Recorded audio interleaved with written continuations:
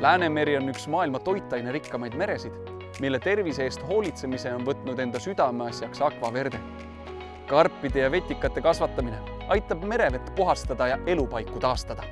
Teaduspõhiselt tegutsev ettevõte on Läänemere piirkonnas karbi- ja vetikakasvatuse vallas teerajaja, kes on keskendunud saaduste nutikale väärindamisele. Aqua Verde eesmärk on toota väärtuslikku toitu ja loomasööta viisil, mis muudab meie merd puhtamaks. Rajamisel on väärindamise piloottehas, kus väikesed kohalikud karbid ja vetikad muudetakse jäägivabalt täisväärtuslikeks toodeteks. Ja meil on praegu paar-kolm suuremat plaani, sealhulgas ka luua karbikasvatuse piloottehas, kus me siis väärindaks seda karpi lõpptarbijani ja lõpptarbijaks on meil siis lemmikloomaomanikud, lemmikloomatoit ja ka inimtoit. Tänu jõudsetele arengutele luuakse lisandväärtust, sünnivad uued võimalused Saaremaa ja Ruhnu ranniku kogukondadele ning suureneb piirkonna konkurentsivõime rahvusvahelistel turgudel.